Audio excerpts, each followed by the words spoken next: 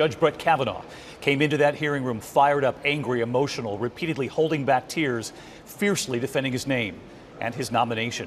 There was a big difference, though. You noticed in Terry's report, during Dr. Ford's testimony, the Republican members of the committee, all of the men, watched as the female prosecutor they retained conducted the questioning of Dr. Ford for them. When Judge Kavanaugh sat before them, they no longer held back, the Republican men joining in. And when asked afterward why question only after Dr. Ford left, Senator John Cornyn, for one, said, because it's my right as a U.S. Senator. ABC's Mary Bruce tonight, right outside the hearing room, on Judge Kavanaugh's forceful defense. Any message for Dr. Ford? Gripping his wife Ashley's hand, Judge Brett Kavanaugh walked past the cameras into the Senate committee. Do you affirm that the testimony you're about to give before the committee will be the truth, the whole truth, and nothing but the truth, so help you God? I do. Then, in a voice filled with anger and emotion, he proclaimed himself an innocent man. The day after the allegation appeared, I told this committee that I wanted a hearing as soon as possible to clear my name. I demanded a hearing for the very next day.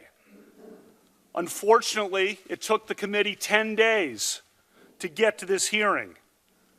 In those 10 long days, as was predictable and as I predicted, my family and my name have been totally and permanently destroyed by vicious and false additional accusations. This confirmation process has become a national disgrace. Judge Kavanaugh blamed a, quote, frenzy on the left. A Democratic senator on this committee publicly referred to me as evil. Evil. Think about that word. And said that those who supported me were, quote, complicit in evil. Is it any surprise that people have been willing to do anything, to make any physical threat against my family, to send any violent email to my wife, to make any kind of allegation against me and against my friends, to blow me up and take me down? He said the hearings will leave a scar on the country. This whole 2-week effort has been a calculated and orchestrated political hit, fueled with apparent pent-up anger about President Trump and the 2016 election, fear that has been unfairly stoked about my judicial record, revenge on behalf of the Clintons, and millions of dollars in money from outside left-wing opposition groups. This is a circus. Still, he vowed not to give up. I will not be intimidated into withdrawing from this process. The vile threats of violence against my family will not drive me out. You may defeat me in the final vote, but you'll never get me to quit. Never. I'm here today to tell the truth. I've never sexually assaulted anyone. Not in high school, not in college, not ever. Then, choking back tears, he said he never sexually assaulted Christine Blasey Ford. I'm not questioning that Dr. Ford may have been sexually assaulted by some person in some place at some time. But I have never done this to her or to anyone.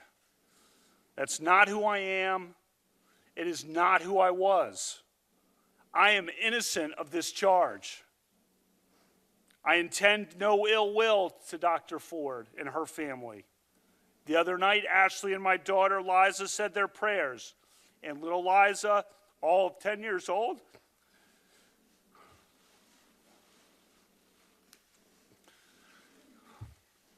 said to Ashley, we should pray for the woman. It's a lot of wisdom from a 10-year-old. We mean no ill will. Building his case, Judge Kavanaugh produced his evidence, calendars from the summer this assault allegedly happened.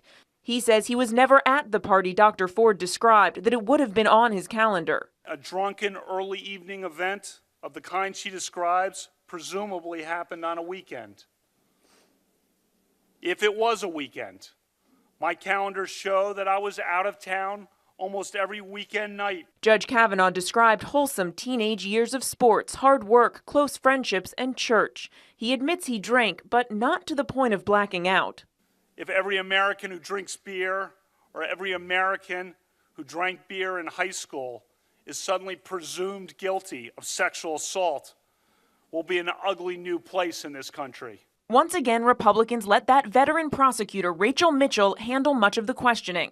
Have you ever engaged in sexual behavior with Dr. Ford, even if it was consensual? No. But Democrats demanded that Judge Kavanaugh call for a full FBI investigation, something President Trump has refused to order. Why would you resist that kind of investigation? Senator, I wanted the hearing last week. I'm asking about the FBI investigation. The committee figures out how to ask the questions. I'll do whatever. I've been on the phone multiple times with committee counsel. I'll talk to Judge Kavanaugh. Will you support an FBI investigation right now? I will do whatever the committee wants to. Personally, do you think that's the best thing for us to do?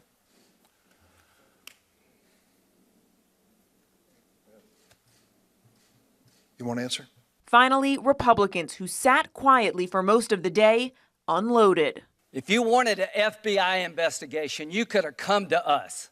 What you want to do is destroy this guy's life, hold this seat open, and hope you win in 2020. This is the most unethical sham since I've been in politics. You have interacted with professional women all your life, not one accusation. You're supposed to be Bill Cosby when you're a junior and senior in high school. And all of a sudden you got over it. Just an incredible scene playing out all day long here. Mary, I know we're dealing with breaking news as we're on the air tonight. We've just learned the Senate Republican Conference will hold a post-hearing meeting. I know they wanted to schedule this vote for tomorrow. Any chance that still happens? And what do you know about this meeting? Well, David, that meeting has just wrapped, and Republicans tell us they are moving ahead. The Judiciary Committee still plans to hold that vote tomorrow morning, and top Republicans are optimistic that they have the votes. They want to vote on Kavanaugh's nomination on the Senate floor sometime next week. David? Mary Bruce live here in the Capitol with us tonight. Mary, thank you.